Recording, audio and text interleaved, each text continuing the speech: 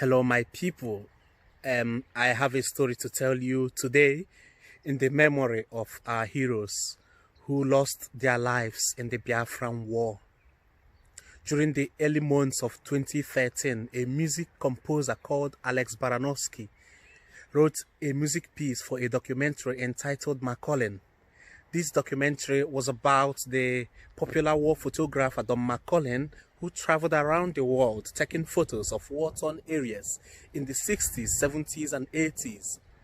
Macaulay narrated a very pathetic experience he had when he visited Biafra land to take photos of the war casualties during the 1967 to 1977 Nigerian Civil War.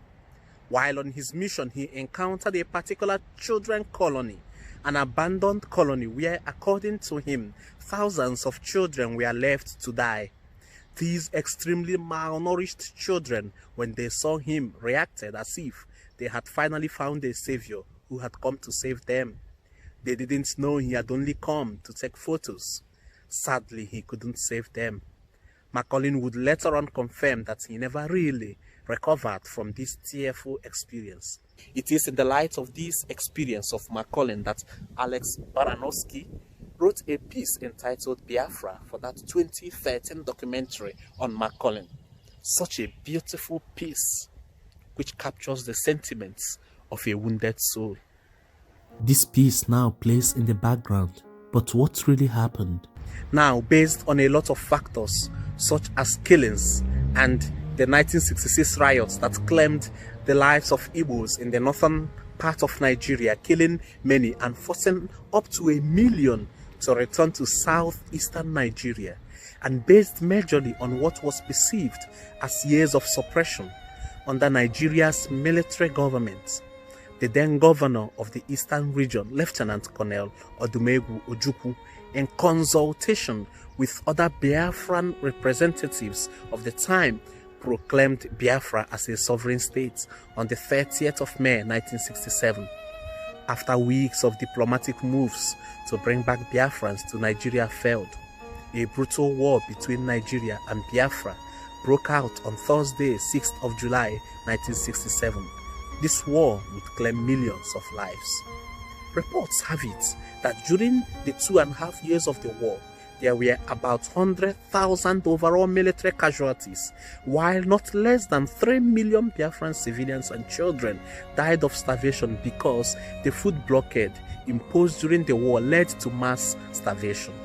In mid-1968, images of malnourished and starving Biafran children had saturated the mass media of Western countries.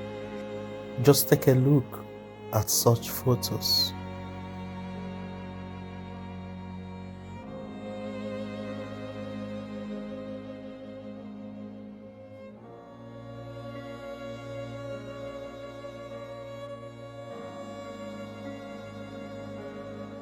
And what can we now do?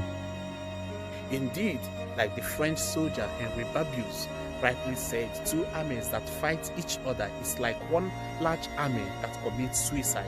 Or like Albert Einstein said, it is my conviction that killing under the cloak of war is nothing but an act of murder. I therefore believe that war only prolongs the search for peace which humanity constantly craves for. No one in their right senses wants to experience war, or worse still, to keep retelling stories of war as a means of inciting a fresh one. War must therefore be avoided. However, that war must be avoided does not mean that those who lost their lives in war should not be remembered.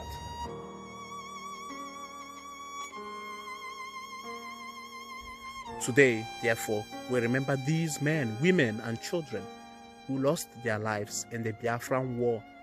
They died for the love of their land, for their people, and for a cause they believed was just.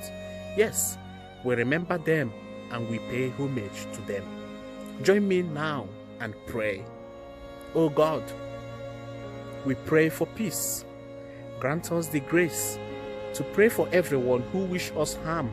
Gift us with the courage to look above the wounds of our broken world and be near to those who still bear the emotional or psychological scars of war. As we always honor the past and walk in love in the present, help us to put our faith in your future, for you remain the source of all life, hope, and joy now and forever. Amen.